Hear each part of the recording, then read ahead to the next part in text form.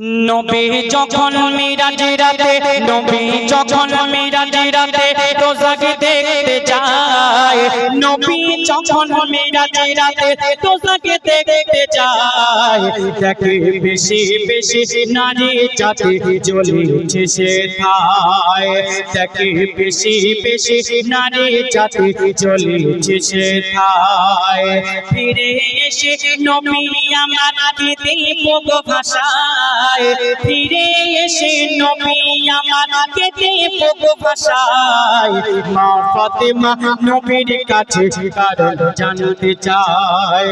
মা ফাতেমা নবীর কাছে কারণ জানতে চায়। আল্লাহ রাসূল মিরাজ রাত থেকে ফিরে এসে কান্নাকাটি করছে। ফাতেমা জিজ্ঞাসা করছে, আব্বাজান তুমি কেন কাঁদছো, কি হয়েছে? সেই সময় আমার রাসূল তিনি কি বলছে আর মেয়েরা কেমন ভাবে চলে আমার মায়েরা। লিখছে দেখুন, দেয় না যারা মাথায় কাপড় রাখবে মাথা খোলে দোজাকেতে ঝুলবে তারা আপন চুলে ঝোলে দোজাকেতে ঝুলবে তারা আপন চুলে ঝোলে জিহ্বাতে ওই ঝুলবে তারা যারা কটু কথা বলে দোজাকেতে চলবে তারা যারা স্বামীকে গালি করে দোজাকেতে চলবে তারা যারা স্বামীকে গালি করে যারা হিংসা করে গীবত করে যারা হিংসা করে গীবত করে উপকার করে খোঁটা দেয় যারা হিংসা করে গীবত করে উপকার করে খোঁটা দেয় সেসব নারী চলবে ওই জাহান্নামায় সেসব নারী চলবে ওই জাহান্নামায়।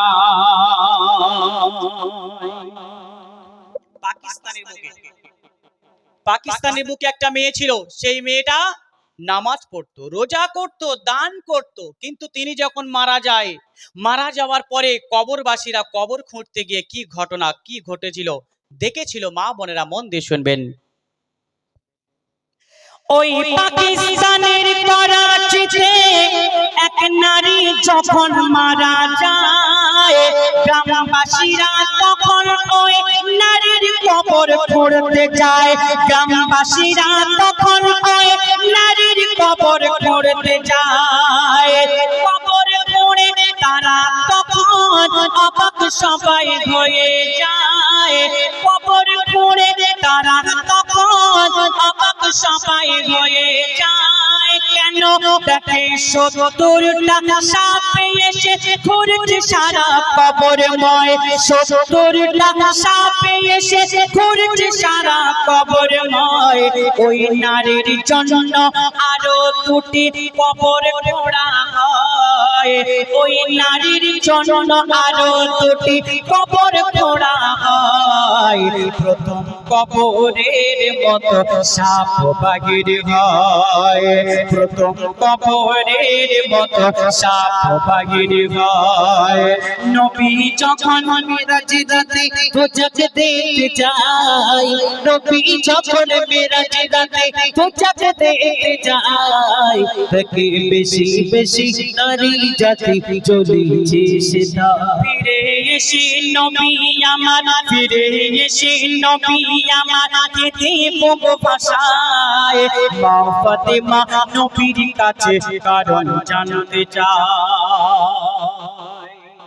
ওই মেয়েটা নামাজ পড়তো, রোজা করতো, দান করতো, কিন্তু যখন মারা যায় কবর খুঁড়তে গিয়ে এমন অবস্থা কেন?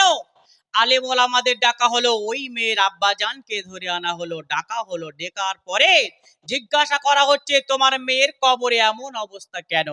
ওই আব্বাজান কি বলছে শেষ কথায়, লিখছে দেখুন, আলেম ওলামার কথায় সবাই প্রথম কবরে দাফন দেয় ওই মেয়ের বাবাকে ডেকে তারা এর কারণ তখন জানতে চায় সেই মেয়ের বাবাকে ডেকে তারা এর কারণ তখন জানতে চায় তখন আব্বাজান বলছে বলে পড়তো নামাজ রাখতো বসে ইবাদত বলে পড়তো নামাজ রাখতো রোজা করি সে তো ইবাদত চলতো না সে পর্দা করে এটাই ছিল অপরাধ চলতো না সে পর্দা করে এটাই ছিল অপরাধ কবি খালেক বলে যেসব নারী চলে বেপরদায় কবি খালেক বলে যেসব নারী চলে বেপরদায় তাদের কবর কঠিন জাগান নাম হয়ে যায় তাদের কবর কঠিন জাগান নাম হয়ে যায়